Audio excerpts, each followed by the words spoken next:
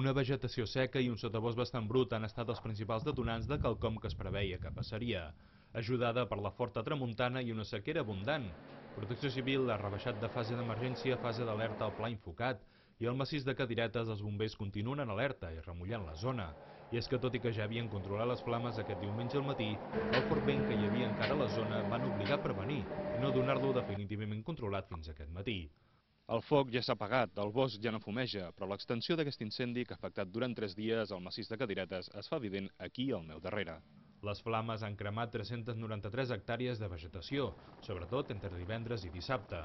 La major part de la zona cremada està inclosa dins el Pla d'Especial d'Interès Natural de Massís de Cadiretes, als municipis de Llagostera, Santa Cristina d'Aro i Tossa de Mar.